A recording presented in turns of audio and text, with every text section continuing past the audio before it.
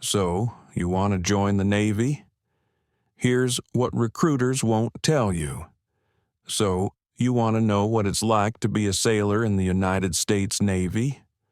All right, sit down, take a cup of the strongest coffee you can find, and let me paint you a little picture. Not the one you saw on the recruitment posters with the slow-motion sunsets, salutes, and American flags. Nope, I'm talking about the real Navy life, which they somehow failed to convey in the brochure. First of all, well done. You just signed away the next 4 to 6 years of your life in return for the chance to live in a floating tin can with 5,000 people you don't know yet. You don't know them yet, but don't worry. You'll learn to know them very well soon. Like, I know what you smell like after mid-rats extremely well. Someone in a neat outfit likely promised you'll see the world to persuade you to join. What they meant was, you'll see the sea, a huge, empty ocean that goes on forever, blue in every direction, and every now and then you'll stop at a port for around 12 hours before being herded back on board like livestock. Good job. You now have a shot glass from a place you hardly remember being. It is weird that Yokosuka has never felt so empty. Let's talk about how wonderful your home is.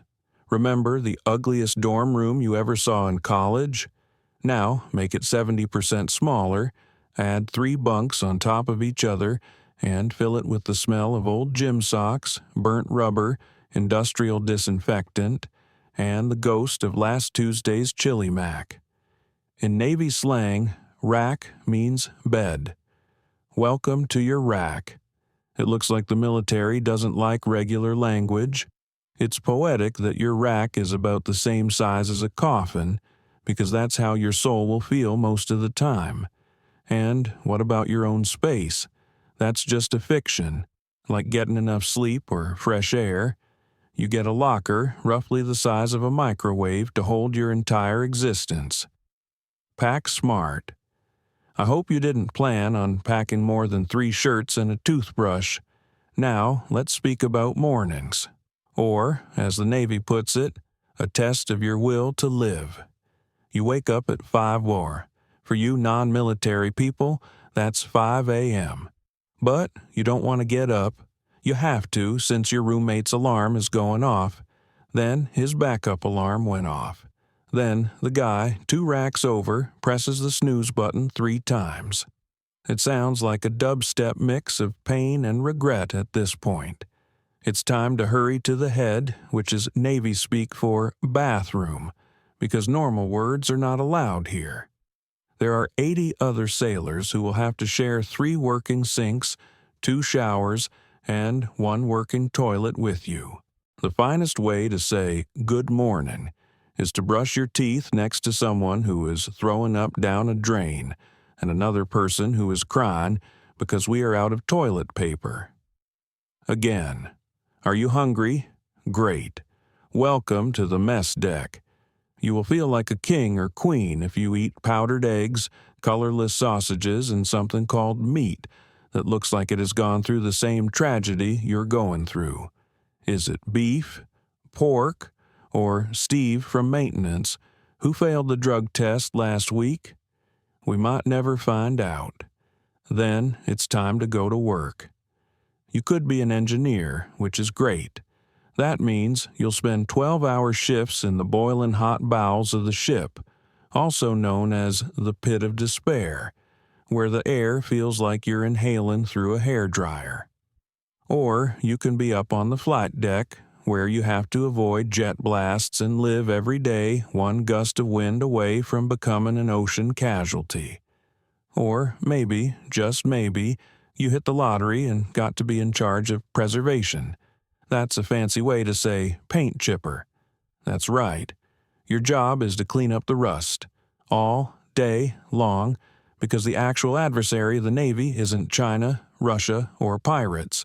It's oxidation. Chip and paint. Chip, paint.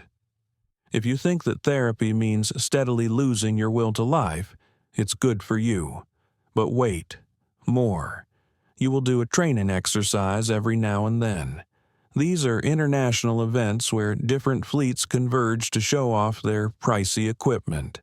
It's like a military playdate where grown men argue over which aircraft carrier is bigger. Look at our destroyer. It has a pool table. Oh, really? Well, ours has torpedoes and a Taco Tuesday. Everything is very professional. Then comes the deployment, the tremendous event, the key thing. 6 to 9 months of living in the water without any filtration. Say goodbye to holidays, birthdays, weddings, funerals, and any other time-related thoughts. What about the different time zones? Don't worry about them. While you're cleaning the deck, your family's having Thanksgiving dinner. Did your friend's baby come? Sorry, but you're busy standing guard in the middle of the night, wondering if time is even real anymore. Do you want to call home? Get in line. There is one working phone, and you'll have to wait 3 hours to hear a really interesting conversation that is full of static, echoes, and dropped calls. Hey, Mom, I'm due. Click. The link is broken. Better luck next week. Email. Oh, you sweet June child. Email only works when you don't need it. Sending a message is like throwing a bottle into the ocean and hoping someone finds it in 10 years. Your social life? Oh, it's doing fantastic. Now, all of your buddies are insane people who work too much, don't sleep enough, and drink too much coffee. It's like living in a high-stress reality show where no one wins, and everyone's stuck under fluorescent lights. But this shared sadness makes their love stronger than steel, which is the weird part. You'll hold someone's hair back when they puke over the edge amid powerful waves.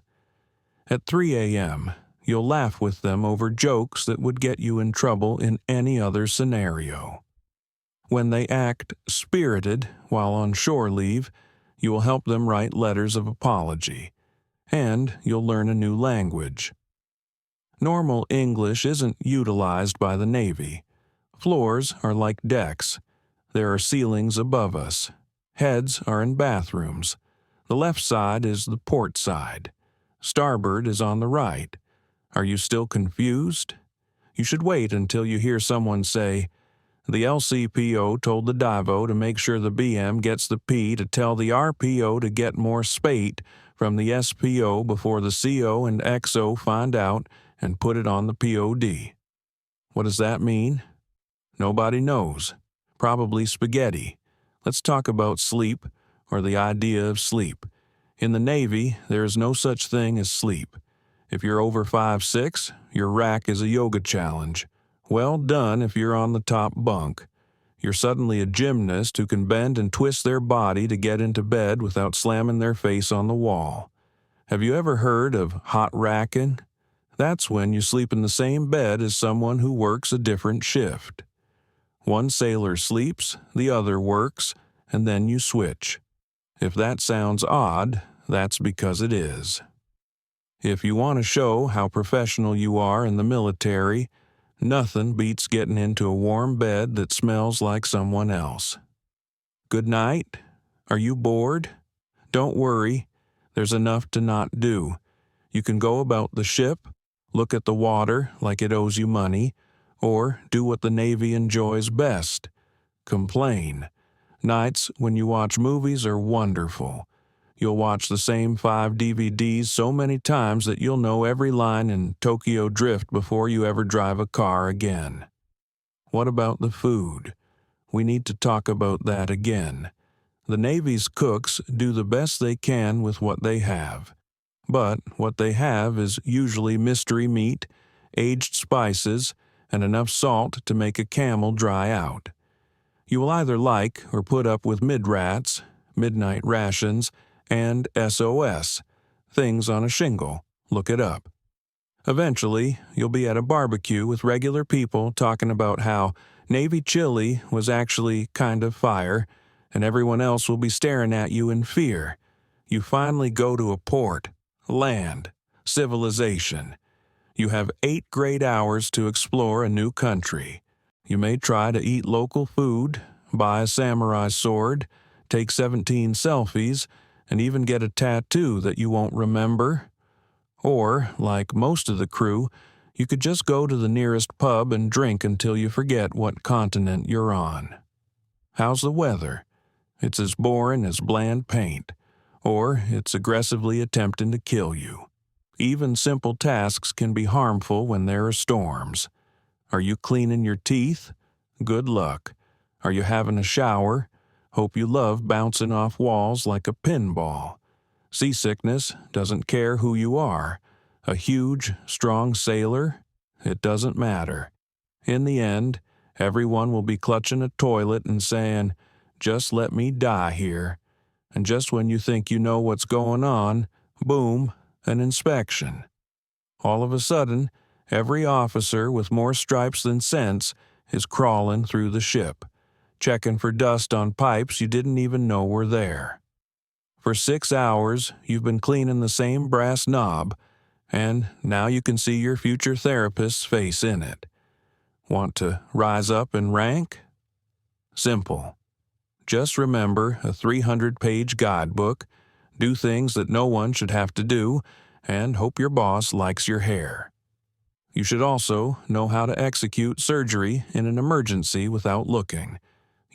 Just in case. But here's the deal. You can be proud, even if things are crazy, dumb, smell horrible, and you can't sleep. A strange, stubborn, unshakable pride. You will defend the Navy to people who have never been in. You may say something like, "Yes, it was bad, but it was our fault." And the most insane part? You will look back on those years and say, "Those were some of the best and worst years of my life." So, there it is. What it's like to be in the Navy.